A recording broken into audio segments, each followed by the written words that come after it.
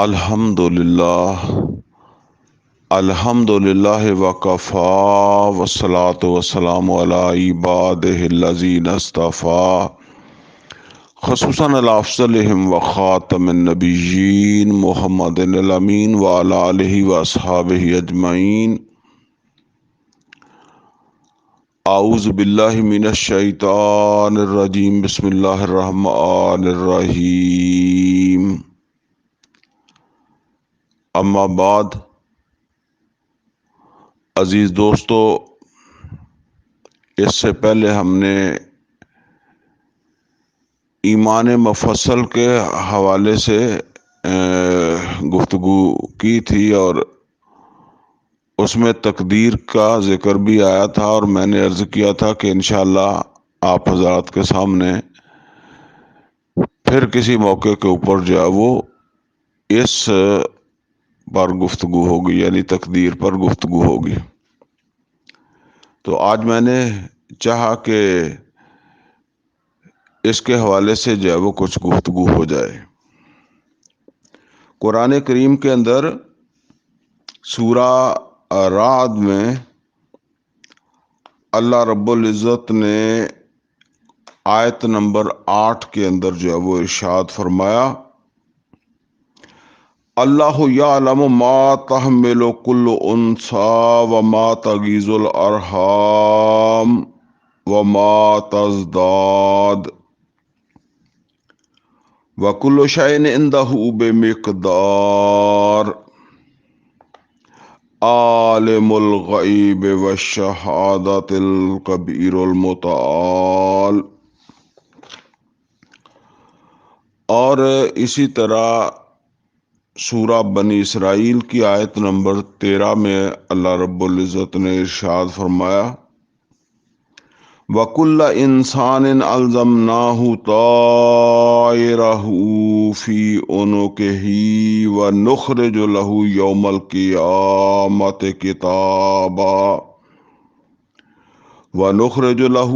الْقِيَامَةِ كِتَابًا يَلْقَاهُ مَنشُورًا. صدق اللہ العلی العظیم. عزیز دوستو، تقدیر جو ہے اس کی دو قسمیں ہیں. ایک ہے تقدیر مبرم.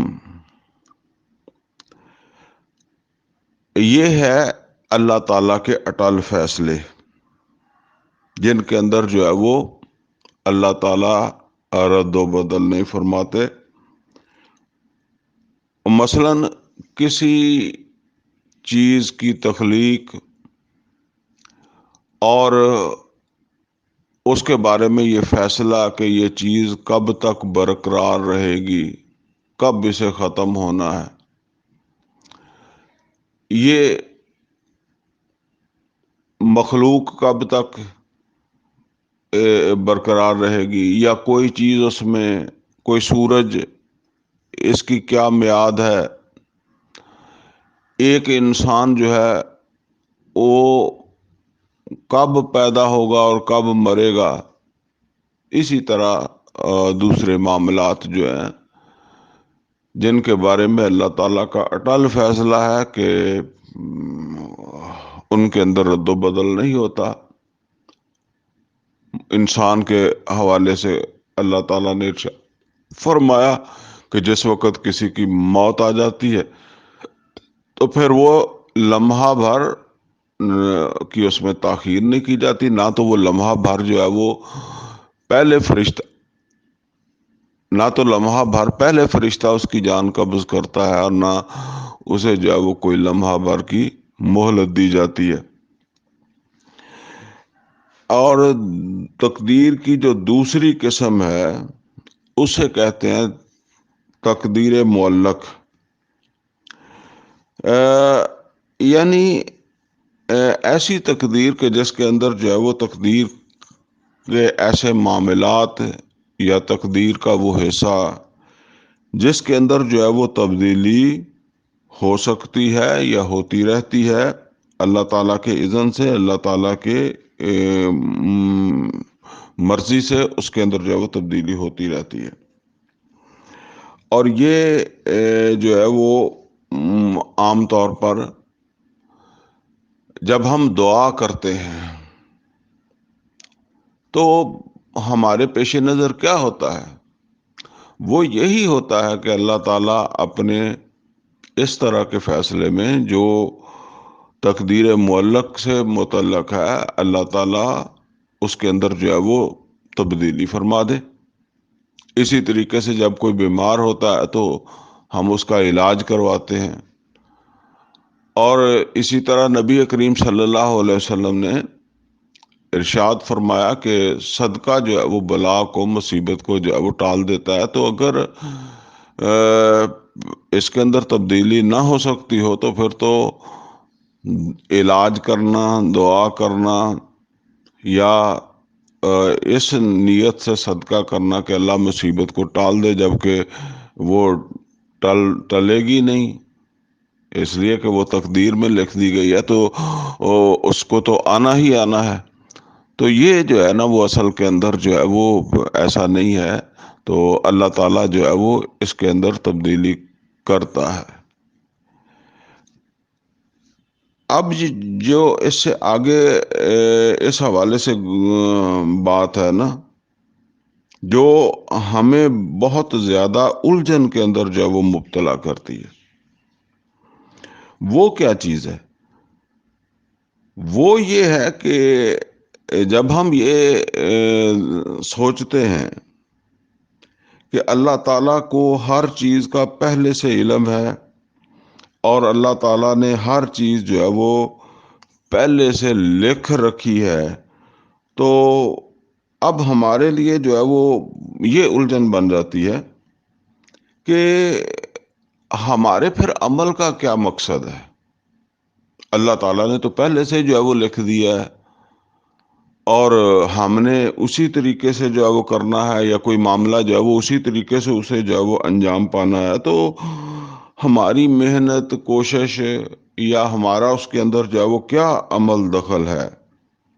تو یہ عام طور پر یہ چیز ہے جو ہمیں جو ہے وہ پریشان کرتی ہے، یا ہمیں الجھن کے اندر جو ہے وہ مبتلا کرتی ہے۔ اس حوالے سے یہ بات سمجھ لیں جی کہ تقدیر اصل میں اللہ تعالیٰ کے علم کا اور اللہ تعالیٰ کی قدرت کا مظہر ہے، یعنی یہ اظہار ہے اللہ تعالیٰ کے علم اور قدرت کا۔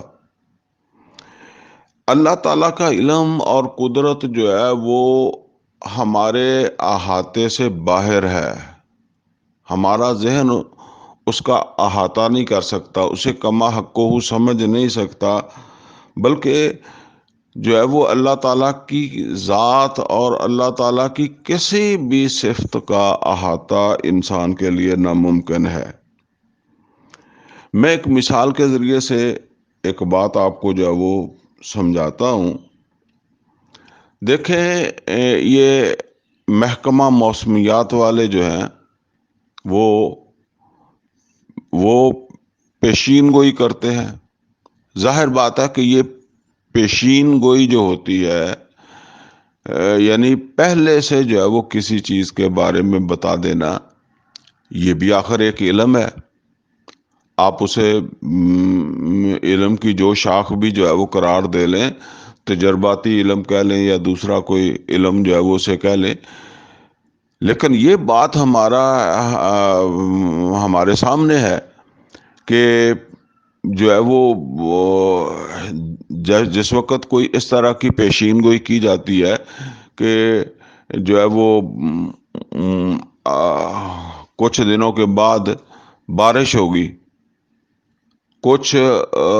ہفتے جو ہے وہ موسم جو ہے وہ بادلوں والا رہے گا، یا سردی کی لہر آ رہی ہے،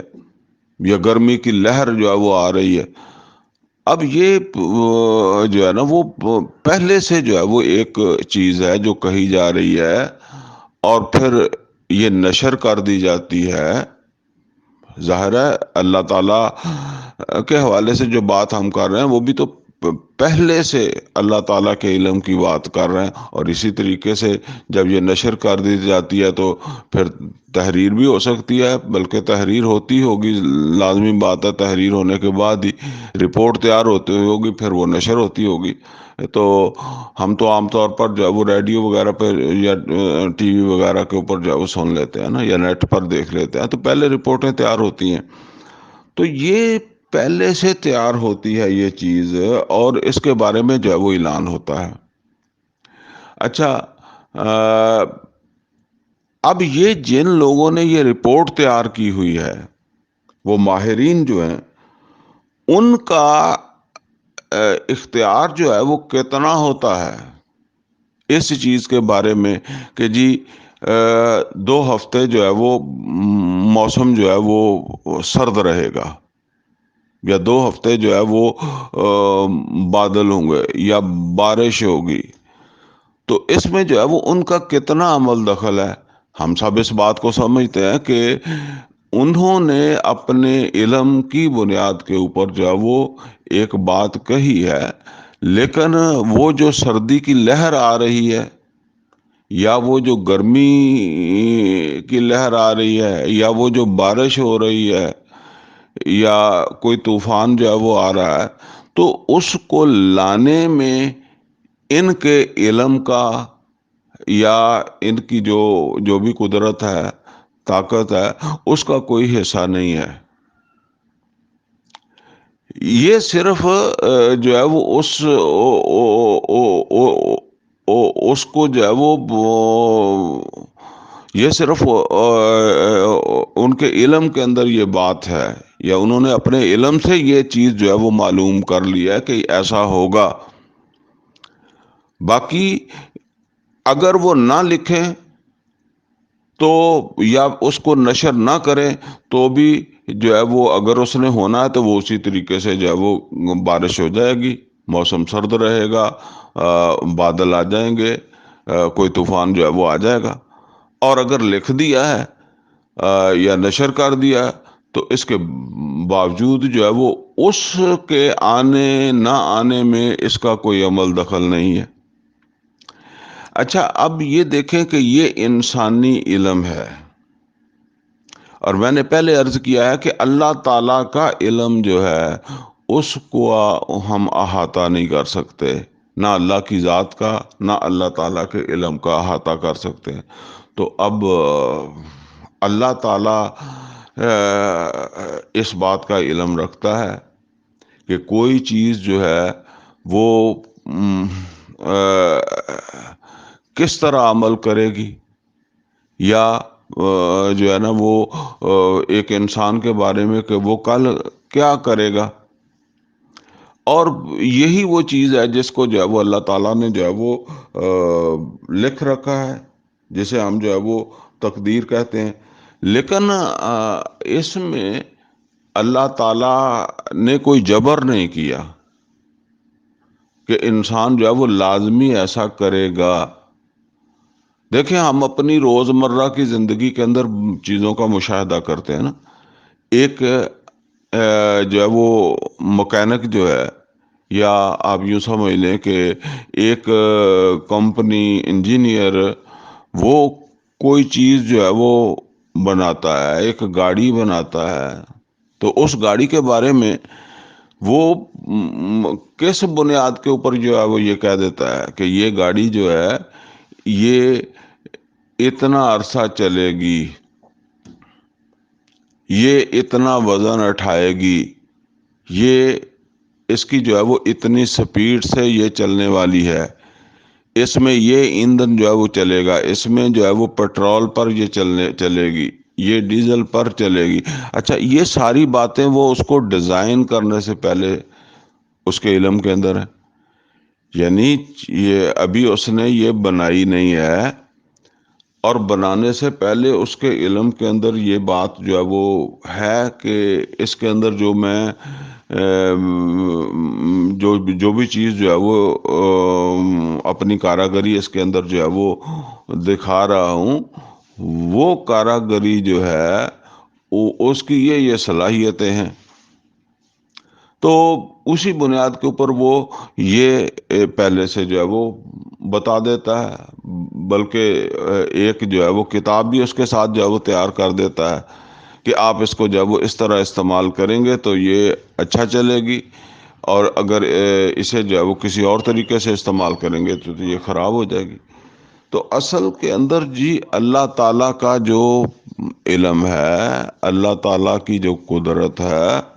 وہ کسی بھی مخلوق، صرف انسان نہیں، کسی بھی مخلوق کے علم یا قدرت جو ہے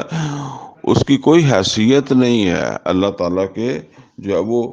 علم اور قدرت کے مقابلے میں۔ تو بس یہ اللہ تعالیٰ کے علم اور قدرت کا اظہار ہے، اور باقی یہ ہے کہ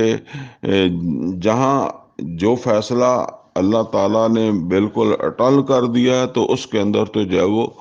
تبدیلی جو ہے وہ نہیں آ سکتی۔ بہرحال تبدیلی اللہ کی اپنے اذن کے اندر ہے، اس کے اپنے اختیار کے اندر ہے، لیکن تقدیر معلق جو ہے تو اس کے لیے تو آخر جو ہم دعا کرتے ہیں اللہ تعالیٰ سے، تو اس کے پیچھے کیا لاجک رہ جاتی ہے؟ جب اگر ہم اس بات کو جو ہے وہ مان لیں کہ بس اللہ تعالیٰ نے اگر کوئی مصیبت میرے اوپر جو ہے وہ ڈال دیا تو بس اب یہ واپس نہیں ہو سکتی کیونکہ اللہ کا فیصلہ ہے، تو پھر تو دعا کی کوئی لاجک ہی نہیں رہ سکتی، علاج کا کوئی مطلب بھی جو ہے وہ نہیں رہ جاتا، اور اس مقصد کے لیے صدقہ کوئی فائدہ نہیں دے گا، جبکہ نبی صلی اللہ علیہ وسلم نے خود ان چیزوں کی ترغیب بھی دی ہے، صدقہ کرنے کی ترغیب دی ہے مصائب کو، پریشانیوں کو جو ہے وہ ٹالنے کے لیے،